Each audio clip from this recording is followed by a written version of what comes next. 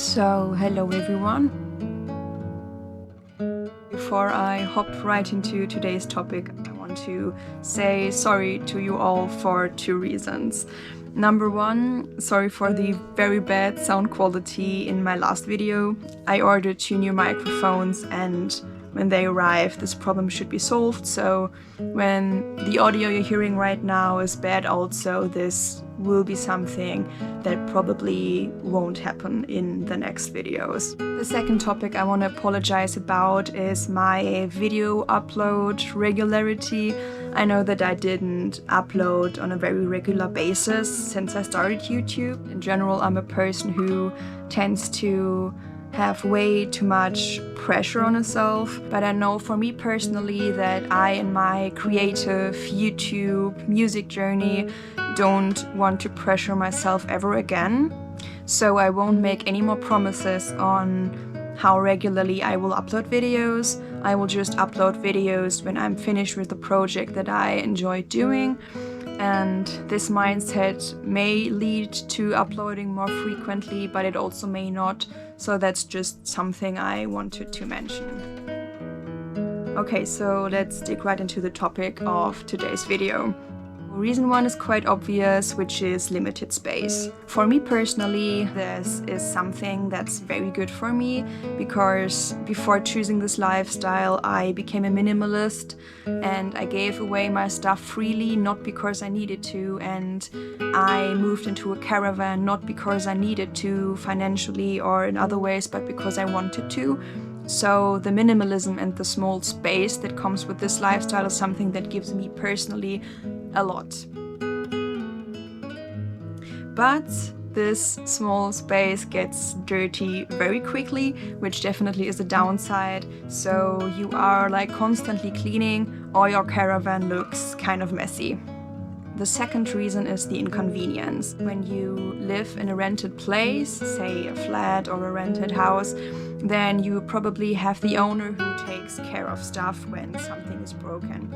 And when you live in a caravan, which also of course applies to when you live in a house that you buy or in a tiny house that you buy, you have to do the stuff yourself, or you need to take care of the person who's gonna do it. You need to find a handyman or something. You also have to empty your pee and poo tank every few days, which can be not so very pretty for some people. And if you do, please use the ecologic version of the stuff that you put in there, because it's just so much better for the environment. Also, not all campers have the opportunity to have running water or running dirt water that goes out from the caravan.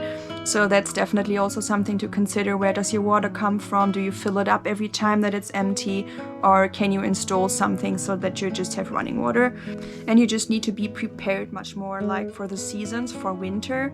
For example, I needed to look out for the water going into my caravan so that it doesn't freeze. So I needed to wrap a, heating thingy around it and isolate this one so that my water doesn't freeze in the winter season.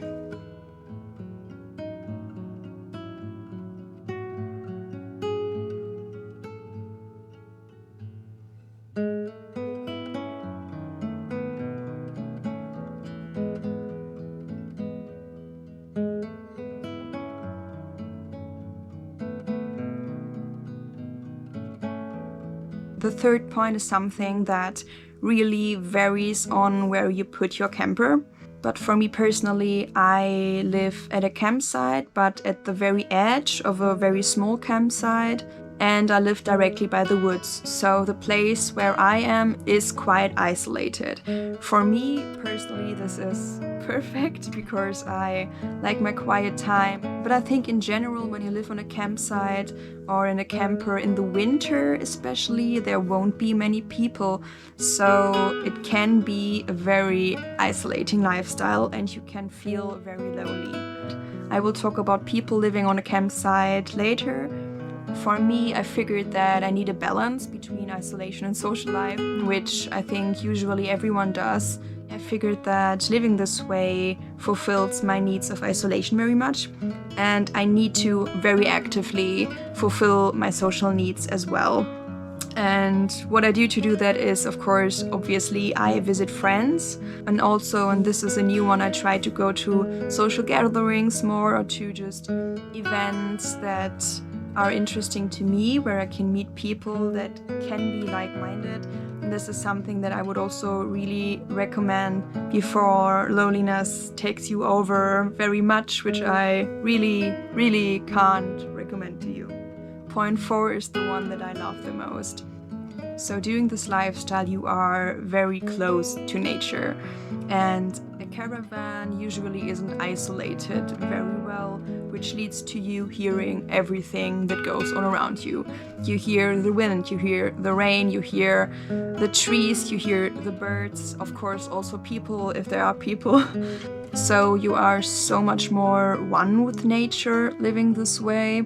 For me, this is just so magical and something that gives me so much, but it also can be annoying. You can be woken up by birds, there can be birds that sing in the night, and there can be storms that overwhelm you, and there can be rain that is so loud that you can't hear your own voice in the camper. And this is just something that you consider, and this is nothing that I knew that much before, especially not the fact that rain can drive you really crazy when it rains for 12 hours straight every day and you just hear the rain. It's really something that for me personally wasn't that nice, which is the reason why I have the roof over my caravan, which was my solution for dealing with that. And also a roof, of course, is very good for protecting the caravan from moisture entering from outside, which definitely was a reason for me to install that thing. And I just feel, being that close to nature, you just feel the seasons much more. So right now the autumn has turned into winter and there are no leaves on the trees anymore, and there also has been snow, which was so beautiful. And you are just surrounded by windows, and, or just for me personally at this spot that I am, I just see nature all the time, I hear nature all the time, and this is just so stunning for me personally. Point 5 is a tricky one, which is the social stigma. This is something that I never thought about before, because for me this lifestyle that I live is associated with free will, with freedom in general, with doing the things that I really love, with minimalism, with idealism, with creativity, with being close to nature. But there is a stigma to this lifestyle which doesn't match the reasons why I personally chose to live this way.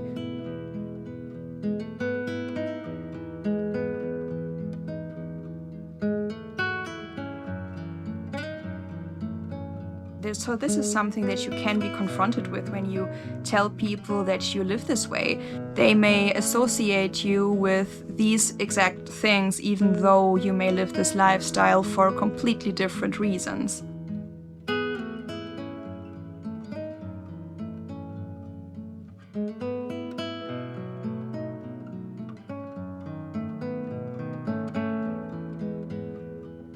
So I don't think that this should ever be a point for you to not choose another lifestyle, especially when it's a lifestyle that aligns with you so deeply. The next one is about people living on a campsite. And as I just mentioned, there is a social stigma to people on a campsite, and for me personally, I see it fulfilled more than I would like to. I'm generally a quite selective person about the people I surround myself with, so I'm rather isolated than having contacts that are insensitive or superficial, or that just don't have the same values or ideas as me. Or at least I just want at least a few things with the people in common that I interact with, and this for me personally is a bit hard to find here. Of course, there's the one thing that we all live here and that we all live alternatively. Besides that, I kind of find it difficult to connect with the typical people that live on a campsite. Of course, I can't speak for all people living at all campsites, and I know that I'm a quite alternative, idealist person, which really doesn't fit into the social norm. Point 7 is stuff breaking. And this is something that annoyed me for quite a while. So to me it feels like there is always something in the camper that needs to be fixed. Maybe it's just my feeling, maybe it's just my experience, or maybe it's the fact that I start repairing stuff so late that it's pissing me off that much. Which also directly leads me to my last point of the video, which is finding a handyman, which in short was something that went completely off in my experience. So in my fantasy it was this way: I'm living in a camper on a campsite and there are many people that can do campsite thingies and that I can ask for it. And I had a few people that I asked to do stuff on my camper, and of course I paid them to do so.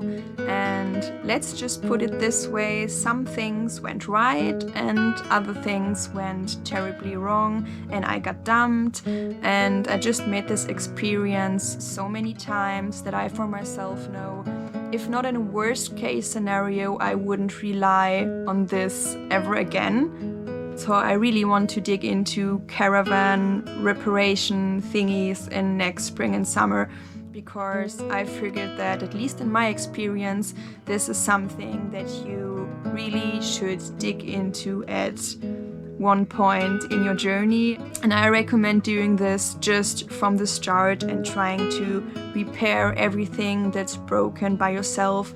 Even though you will make mistakes and it will take longer, I think it's just so much more worth it.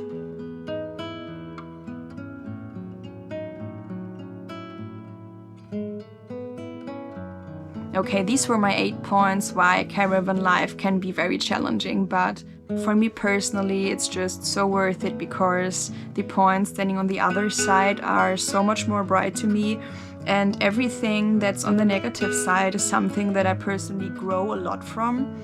So at this point of my life, I really wouldn't choose any other kind of lifestyle. That being said, I hope you enjoyed today's video. And if you want to see more of these kind of talkative caravan live videos, just let me know. Anyways, I wish you all a good day or night, and I see you again in the next one. Bye bye.